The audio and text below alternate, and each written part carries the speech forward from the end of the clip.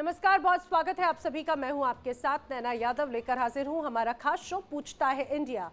पाकिस्तान की उस हरकत की बात करें जो शायद कभी नहीं सुधर सकती। भारत में अब तक जिस तरह से भारत ने हर बार पाकिस्तान को मौके दिए, लेकिन पाकिस्तान सुधरने का नाम नहीं लेता। भारत के अब तक हुई हर जंग में पाकिस्तान ने मार खाई, लेकिन इसके बावजूद 93,000 सैनिकों के सरेंडर के बावजूद ऑपरेशन सिंदूर में सैन्य ठिकानों और आतंकी ठिकानों पर हुई कार्रवाई और उसकी तबाही के बावजूद, सर्जिकल और एयर स्ट्राइक में हुई बर्बादी के बावजूद पाकिस्तान का भारत विरोधी रवैया सुधर नहीं सकता। पाकिस्तान के हुक्मरानों को जब भी जनता का डर सताता है, उन्हें अपनी सेना में जोश भरने की खोखली कोशिश करनी होती है, तो भारत का नाम ले लेते हैं, अपने भारत विरोधी सुर तेज कर देते हैं और एक बार फिर से वही हुआ।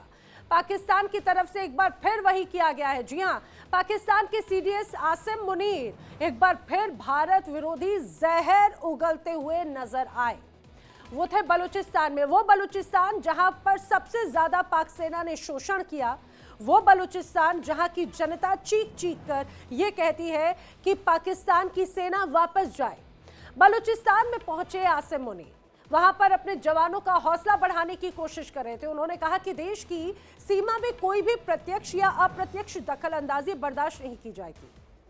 उन्होंने भारत पर बलूचिस्तान में हिंसा को बढ़ावा देने का आरोप लगाया। मुनीर ने कहा कि पाकिस्तान ऐसी ताकतों को कुचल देगा जो हिंसा फैलाते हैं, जो विकास कार्यों को रोकते हैं। अब खबर है कि बलूचिस्तान में पाकिस्तान की सेना की जो स्थिति है वो बहुत कमजोर है, इसमें कोई शक नहीं। अगर मैं बीएलए के लड़ाकों की बात करूं तो लगातार पाकिस्तान के जो सुरक्षा बल हैं वो यहां पर हमला करते रहते हैं और बलूचिस्तान की जो जनता है वो लगातार पाकिस्तान की सेना के खिलाफ नाराजगी जताते रहे हैं। और समझिए, ऐसे हालात में उस इलाके पर पाक सेना का नियंत्रण कमजोर ना पड़े, ये कोशिश कहीं ना कहीं आसिम मुनीर की है, क्योंकि यहां पर जिस तरह से पाकिस्तान की सेना ने बलूचिस्तान में लोगों का उत्पीड़न किया, लोगों को प्रताड़ित किया, अब उसी बलूचिस्तान की आवाम पाकिस्तान की सेना के खिलाफ झंडे बुलंद कर रही है, अपनी आवाज बुलंद कर रही है और यहां पर स्थिति कमजोर होती नजर आती है। और इसी वजह से अब आसिम मुनीर पहुंचे बलूचिस्तान पाकिस्तान की सेना का हौसला बढ़ाने की कोशिश करते हुए। लेकिन आप जानते हैं, जो सबसे महत्वपूर्ण बात है, पाकिस्तान सिर्फ जुबानी जहर ही नहीं उगलता, भारत के खिलाफ आतंकी संगठनों को शह देता है। यह हम सभी जानते हैं समय समय पर किस तरह से लगातार यहां पर यही परिस्थिति नजर आती रही है। और आप इसको ऐसे समझिए, बलूचिस्तान की जनता नाराज क्यों है? बलूचिस्तान की जनता कहती है कि हमेशा पाकिस्तान के हुक्मरानों ने, यहाँ के सेना अध्यक्षों ने, पाकिस्तान की सेना ने बलूचिस्तान की छाती को चीरकर वहां का पानी, वहां का खून, वहां की सारी संपदा वहां से ली और उसका फायदा खुद उठाया, लेकिन बलूचिस्तान की जनता को नहीं दिया। अब आप ये समझिए, बलूचिस्तान की जनता इसीलिए परेशान होती है कि बलूचिस्तान सबसे ज्यादा समृद्ध हिस्सा है पाकिस्तान का, केपीके सबसे समृद्ध हिस्सा है पाकिस्तान का, लेकिन पाकिस्तान की सेना और हुक्मरानों को अभी तक उनकी चिंता नहीं हुई। वहां से पैसा कमाते हैं और भेज देते हैं पाकिस्तान के दूसरे प्रांतों में या फिर अपनी जेबों में, और इसी बात को लेकर नाराजगी हमेशा जताई जाती है। और वहां पर बीएलए, बीएलएफ से तमाम अलग अलग संगठन, अलग अलग फ्रंट अब विरोध जताते हैं। पाकिस्तान की सेना को मुजफ्फराबाद में कदम रखने तक की इजाजत नहीं दी जाती, ये भी स्पष्ट तौर से कहा जाता है और ये तक कहा जाता है कि उन्हें वापस जाना होगा। आपको याद होगा, कुछ समय पहले इसी बलूचिस्तान में, इसी केपीके के इस हिस्से में कुछ समय पहले यहां पर जो लोगों की नाराजगी का सामना जब पाकिस्तान की सेना को करना पड़ा, तो उनकी वर्दियां आपको वहां पर लटकी हुई नजर आई थी और बाकायदा 10 रुपए कीमत रखी थी उनकी नीलामी या उनके बेचने के लिए। दरअसल ये सांकेतिक तौर से नाराजगी थी। अब आप ये समझिए, पाकिस्तान की सेना के सामने कई तरह के खतरे मौजूद हैं, या यूं कहा जाए कि मुनीर के पास में हर मोर्चे पर वो घिरते हुए नजर आते हैं। बलूचिस्तान के लोग पाकिस्तान सरकार से नाराज हैं। यहाँ पर हम देखते हैं कि बलोच आर्मी जो है वो लगातार विरोध जताती रही है और जिस रूप में यहाँ पर बड़े स्तर पर प्रदर्शन नजर आते हैं, उससे तो यही नजर आता है कि बीएलए, यहाँ पर मौजूद बीएलएफ, दूसरी तरफ अलग अलग हिस्सों में पाकिस्तान जो घिरा हुआ है उसमें किस रूप में लगातार उनकी चुनौतियां बढ़ती हैं। सिर्फ बीएलए या बीएलएफ नहीं, टीटीपी भी लगातार इसी रूप में उनकी चिंता बढ़ाते हुए नजर आती है। दूसरी तरफ हम देखते हैं कि अफगानिस्तान की तरफ से भी ऐसी ही तस्वीर नजर आती है। अफगानिस्तान, तालिबान, यहां पर इसी तरह की स्थिति बनती हुई नजर आती है। और वहीं जैसा मैंने आपको बताया खैबर पख्तूनख्वा, जैसा मैंने आपको बताया कि यहां पर चाहे बात खैबर पख्तूनख्वा की हो, चाहे बात बलूचिस्तान की हो, इसी तरह से तनाव लगातार देखने को मिलता है। खैबर पख्तूनख्वा के भी लोग पाकिस्तान से नाराज हैं। तहरीक तालिबान, पाकिस्तान की सेना के बीच संघर्ष अक्सर होते हैं। पाक सेना यहां पर लोगों पर अत्याचार करती है, ये आरोप यहां के लोगों के हैं। अफगानिस्तान का मैंने जिक्र किया, अफगानिस्तान और पाकिस्तान के रिश्ते तनावपूर्ण हैं। पाकिस्तान तालिबान पर टीटीपी को बढ़ावा देने का आरोप लगता है। हालांकि अफगानिस्तान हमेशा से पाकिस्तान के आरोपों को नकारता रहा है। इतना ही नहीं, पाकिस्तान या फिर अफगानिस्तान के बीच का तनाव, अफगानिस्तान की सरकार पाकिस्तान के साथ बॉर्डर यानी कि डुरून लाइन को भी नहीं मानता। ये अपने आप में एक चुनौती है। पाकिस्तान की सेना अफगानिस्तान पर अक्सर बड़े हथियारों से हमले भी करती है। रावलपिंडी की अगर मैं बात करूं, जो सबसे बड़ी चुनौती है पाकिस्तान आर्मी की, रावलपिंडी के अदियाला जेल में बंद इमरान खान के परिवार, उनके समर्थकों में पाकिस्तान सरकार और खास करके आसिम मुनीर के खिलाफ जमकर नाराजगी है। और ये लोग इमरान खान को अवैध रूप से सजा दिए जाने का आरोप लगाते हैं। तो टीटीपी का अलग एक तरह से बड़ा विरोध प्रदर्शन है। तो चारों तरफ से आसिम मुनीर घिरे हुए हैं, लेकिन इसके बावजूद वो कैसे झूठे खोखले वादे और हौसला बढ़ाने की कोशिश करते हैं। ऐसा लगता है पाकिस्तानी हुक्मरानों के जीवन का सिर्फ एक मकसद है, भारत के खिलाफ जहर उगलना। उन्हें जब जब जनता से डर लगता है, भारत के खिलाफ बयान दे देते हैं, जनता के दिलों में जगह बनाने की कोशिश करने लगते हैं। तो ये अलग अलग एस्पेक्ट मैंने आपको बताए, करेंगे चर्चा। लेकिन इसी बीच जो तमाम बड़े सवाल खड़े होते हैं, क्या पाकिस्तान में हुक्मरान जनता से डर गए हैं? क्या आसिम मुनीर को सेना में विद्रोह का खतरा महसूस होता है? क्या बलूचिस्तान में पाक सेना पर बीएलए के लड़ाके भारी पड़ रहे हैं? ये वो तमाम बड़े सवाल हैं जिनको हम जानने की कोशिश करेंगे। मेरे साथ में खास मेहमानों का जो पैनल है वो कनेक्ट हो रहा है, ये जल्दी से आपको मिलवा देती हूँ। मेरे साथ भू राजनीतिक विश्लेषक रिटायर्ड कर्नल संजीव मलिक मेरे साथ में कनेक्टेड हैं। रक्षा विशेषज्ञ retired major doctor Ali Shah मेरे साथ में कनेक्टेड है। पाकिस्तान से पत्रकार मोहसिन रजा खान मेरे साथ में कनेक्टेड हैं। आप सभी खास मेहमानों का बहुत स्वागत है। नए साल के आप सभी को बहुत बहुत शुभकामनाएं।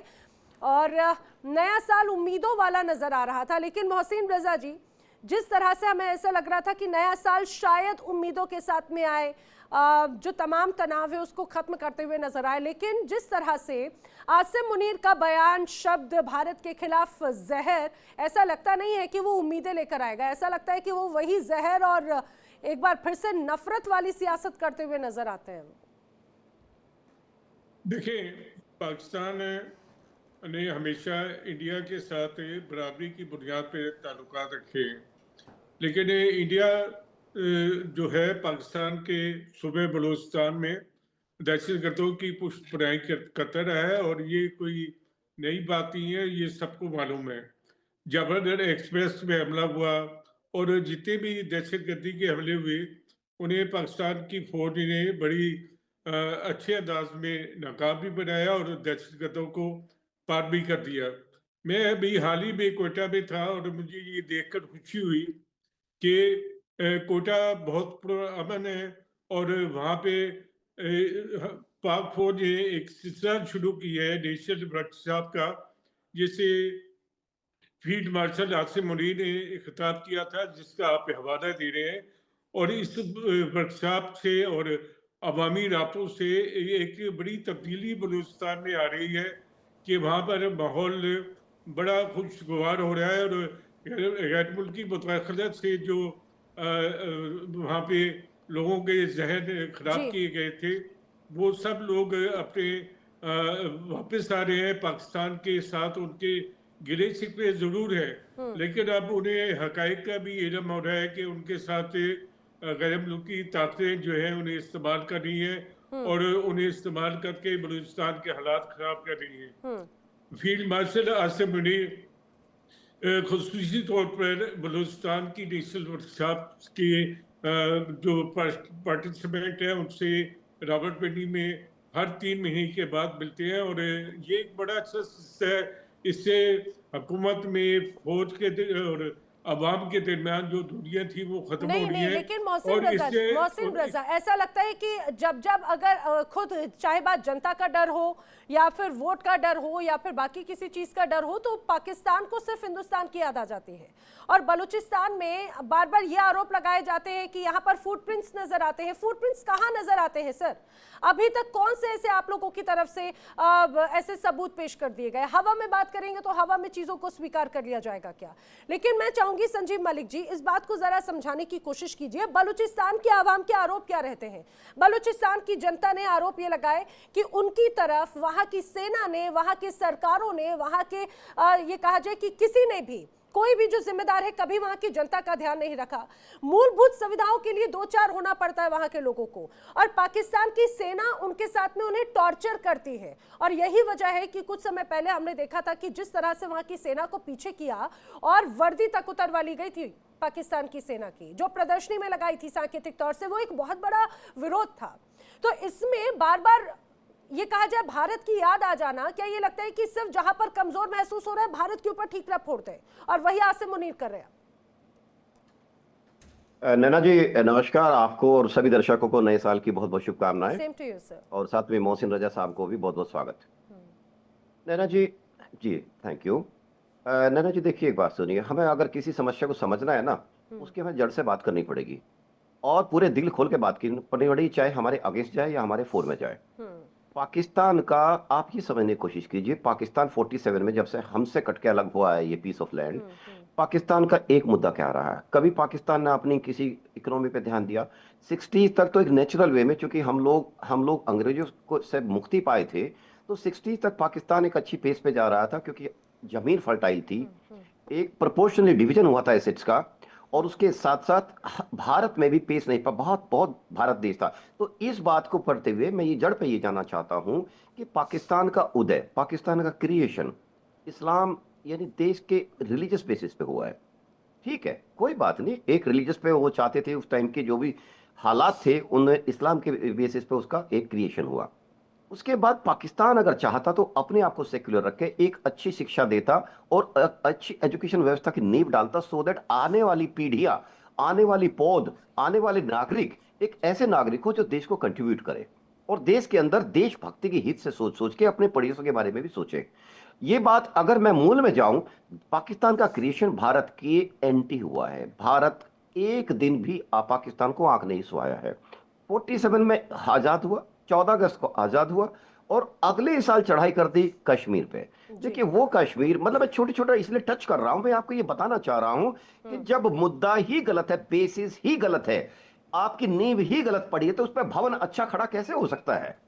नींव ये पड़ी कि इन्होंने, कलात के राजा थे, कलात के राजा इंडिपेंडेंट रहना चाहते थे, एक समय तक कलात के राजा इंडिपेंडेंट रहे, उसके बाद पाकिस्तान ने वहां पे अटैक किया, जैसे उन्होंने कश्मीर में किया, इसी तरह से वहां अटैक किया, उसको जबरदस्ती मिलाया गया। वो इंडिपेंडेंट नहीं रहता है, जिसमें क्वेटा आता है, बलूचिस्तान पूरा आता है। बलूचिस्तान भी एक तरह देखा जाए जबरदस्ती कब्जे वाली कहानी है। चलो हिस्ट्री तो बहुत लंबी हो जाएगी। पाकिस्तान आज, पाकिस्तान का देखिए क्रिएशन जो है ना, आप पाकिस्तान की आर्मी को देख लीजिए, पाकिस्तान का सबसे स्ट्रॉन्ग कंपोनेंट वहां की आर्मी रही है, आज से नहीं।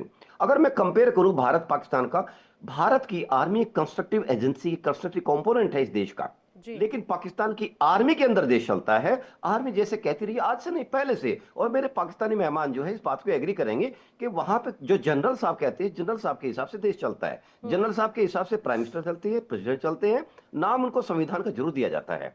इसका सबसे बड़ा एक मुजाहिरा अभी लेटेस्ट है, 27वां संविधान संशोधन हुआ है। देखिए आप लोग फ्री हो अपने संविधान में संशोधन करने के लिए, अपने आइन को अपने हिसाब से लिखने के लिए, लेकिन जो उसके सामने जो से आउटकम आता है वो चीजों पर डाउट खड़ा करता है।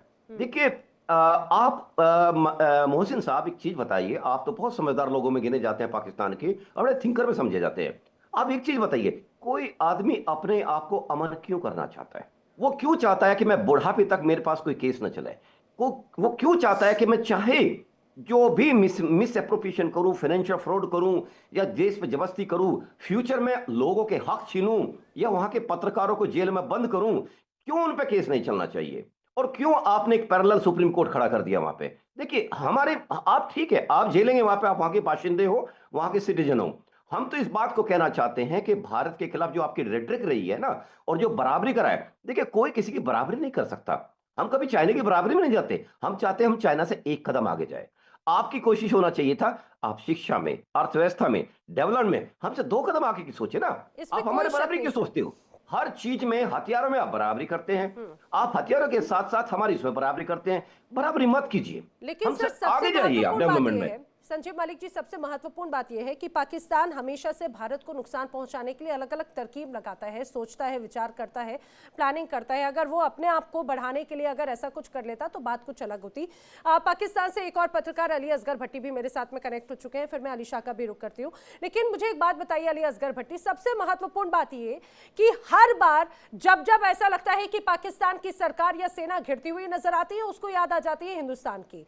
अब बलूचिस्तान में जिस तरह से यह आरोप लगाया कि भाई यहां पर जो हालात हैं वो हिंदुस्तान की वजह से हैं, असल में बलूचिस्तान की जो जनता नाराज है वो पाकिस्तान की दमनकारी नीतियों की वजह से नाराज है, ना कि भारत की वजह से। अगर बलूचिस्तान इतना पीछे है जहां पर 20-22 घंटे लाइट नहीं रहती, वहां पर लोग अभी भी अपने अधिकारों को लेकर बात करते हैं। कई ऐसी बड़ी इंटरनेशनल रिपोर्ट्स हैं, कहती है कि 40,000 से ज्यादा लोग गायब हैं और अक्सर वहां पर लाशें किल एंड डंप वाले फॉर्मेट में पड़ी हुई मिलती हैं। तो सबसे बड़ी बात यह, और जब जब उन्होंने आवाज उठाई, सरकार से अपने अधिकार की बात की, तो उन्हें वहां की सेना ने सिर्फ कुचला है और यही वजह है नाराजगी की। और उसमें आरोप लगा देते हैं आसिम मुनी कि भारत का हाथ है। असल में जो स्थिति है वो तो पाकिस्तान की दमनकारी नीति की वजह से है। जी, सबसे पहले तो आपको नया साल मुबारक हो। तो दूसरी बात यह है कि आपने 40,000 का फिगर कहा। 40,000 तो पाकिस्तान में ऐसे कि वो लापता अफराद ही नहीं है। लिस्ट आपके पास पता नहीं कहां से आ गई, रिपोर्ट कहां से आ गई। जो बलूचिस्तान है इस वक्त थोड़े से हालात खराब कुछ अर्सा पहले जरूर हुए थे, लेकिन इस वक्त अमन है। और जब भी यानी कि आपको बलूचिस्तान की बात आती है तो लेकिन आपके उसके साथ आपको पहले भी बताया कि ताने माने भी आपके साथ मिलते हैं। तो यहाँ की सूरत हाल तो ऐसी होती है कि वहां पर जब भी आपने देखा होगा कि जाफर एक्सप्रेस का जिक्र किया था, उसमें आपके देखें कि वहां पर हमारे DGI ने वहां पर प्रूफ दिया था कि आपसे मैं पैसे आपको लिए बता गए दूं थे। अली वहां असगर पर भट्टी, सबसे पहले तो आपने रिपोर्ट की बात की, तो HRCP जो कि human right commission of Pakistan है, ये मैंने आंकड़ा उसी की रिपोर्ट के हवाले से दिया है। तो आपको अगर ऐसा लग रहा है, मैं आपके साथ में आंकड़े की बात कर रही हूं, ये जो 40,000 से ज्यादा लोगों के गायब होने की बात है, ये human right commission of Pakistan का हिस्सा है और उसी रिपोर्ट का एक अंश है। और दूसरी बात, आपने जाफर एक्सप्रेस का जिक्र किया, यही तो एक बड़ी बात हो जाती है। मुझे एक बात बताइए, ऐसे कौन से सबूत नजर आए? सबूत पेश कीजिए ना, अंतरराष्ट्रीय मंच पे सबूत पेश कर दीजिए। हर बार पाकिस्तान की तरफ से झूठा नैरेटिव पेश करने की कोशिश की जाती है, आप सबूत पेश करें। सबूत भी पेश किए हैं, कॉल्स भी बताई गई है कि इंडिया से जो कॉल्स आ रही हैं, जिस बंदों को कॉल्स आ रही हैं, जहां से पैसे किए जा रहे हैं, जो पैसे भिजवाए जा रहे हैं, वो पूरे प्रूफ दिए गए। और कैसे देने हैं? इंटरनेशनल लेवल तक बताया गया कि जहां भी ताने माने मिलते हैं वो इंडिया से मिलते हैं। हम स्कूलगारी भी बताइए। इससे देखें, सबसे पहले तो यानी कि आपको पहले बताया है कि सर अभी आप देखें, पहलगाम की बात ले लें, आपके वहां पर अभी आज की NR की जो रिपोर्ट है वो आप अपना चेक कर लेना। आपके इंडिया के जो सियासतदान है वो किसका इल्जाम लगा रहे हैं? उन्होंने हमेशा ये वो सीता पांडे जो है वो आप ही का सियासतदान है, किसी और का तो नहीं है। उनसे उन्होंने कहा कि पाकिस्तान पे आपने बेलगाम का वैसे इल्जाम लगाया गया, प्रूफ कुछ भी नहीं था। बेलगाम यानी कि वैसे बेफजूल पाकिस्तान का इल्जाम लगाया गया।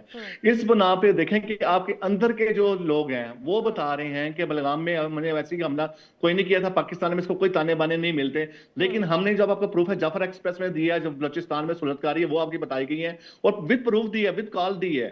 आपके दहशतगर्दों के बारे में हम बताएं, हमारे पास दहशतगर्द भी आपके मौजूद हैं पाकिस्तान के अंदर जो दहशतगर्दी करने के आए थे, वो भी सहूलत हमने इंटरनेशनल लेवल पे बताते हैं। हम ये नहीं बताते कि झूठ की नदियां नहीं बैठाते। जैसे कि नहीं आता, आपके यहाँ छोटी छोटी बात तो बड़े स्तर पर आ जाती है। अब आप कह रहे हैं कि सोल्जर्स आपके पास में मौजूद है हिंदुस्तान के। अली शाह, मुझे बताइए सोल्जर्स कौन से मौजूद है हिंदुस्तान के भाई पाकिस्तान में? वो बोले कि बड़े स्तर पर एक लंबी फहरिस्त है। और बलूचिस्तान की बात होती है, बात कहां की कहां पहुंच जाती है। अली शाह